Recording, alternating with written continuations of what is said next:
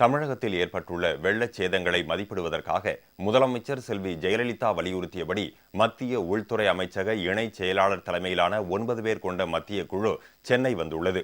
இக்குழு பாதிக்கப்பட்ட சென்னை, காஞ்சிபுரம், திருவள்ளூர், கடலூர் மாவட்டங்களில் இன்று முதல் 3 நாட்கள் ஆய்வு செய்ய திட்டமிட்டுள்ளது. தமிழ்நாட்டில் மழை வெள்ள பாதிப்பு பகுதிகளில் நிவாரணம் மற்றும் சீரமைப்பு நடவடிக்கைகளை போர்க்கால அடிப்படையில் தொடர்ந்து மேற்கொள்ளும் வகையில் 2000 கோடி ரூபாய் நிதியை உடனடியாக தமிழக அரசுக்கு ஒதுக்கீடு செய்ய வேண்டும் என வலியுறுத்தி முதலமைச்சர் செல்வி ஜெயலலிதா பிரதமருக்கு கடந்த 23ஆம் தேதி கடிதம் எழுதியிருந்தார்.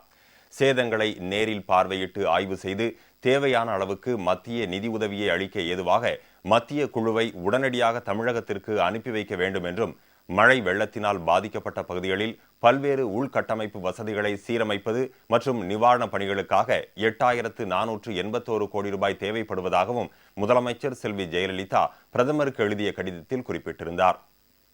முதலமைச்சர் எழுதிய கடிதத்தின் அடிப்படையில் மத்திய அரசு உடனடி நிதி உதவியாக 939 கோடியே 63 லட்சம் ரூபாயை தமிழக அரசுக்கு விடுவித்து உத்தரவிட்டது.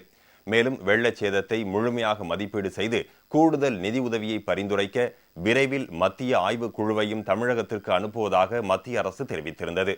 இதன்படி மத்திய உள்துறை அமைச்சக இணைச் செயலாளர் திரு TVSN பிரசாத் தலைமையில் வேளாண் அமைச்சக கூடுதல் ஆணையர் திரு YR மீனா, நிதி அமைச்சக இணை இயக்குநர் திரு MM சச்தேவா, குடிநீர் அமைச்சக முதுநிலை ஆலோசகர் திரு ஜார்கர், மத்திய குடிநீர் அமைச்சக மூத்த மண்டல இயக்குநர் ரோஷினி, எரிசக்தி துறை உதவி இயக்குநர் திரு ஸ்மித் கோயல், ஊரக மேம்பாட்டு அமைச்சக இயக்குநர் திரு VC போரா, மத்திய நீர்வள அமைச்சக மேற்பார்வை பொறியாளர் திரு NM கிருஷ்ணன் உண்ணி, சாலை போக்குவரத்து அமைச்சக மண்டல இயக்குநர் திரு TS அரவிந்த் ஆகியோர் அடங்கிய 9 பேர் கொண்ட மத்திய குழு சென்னை வந்துள்ளது.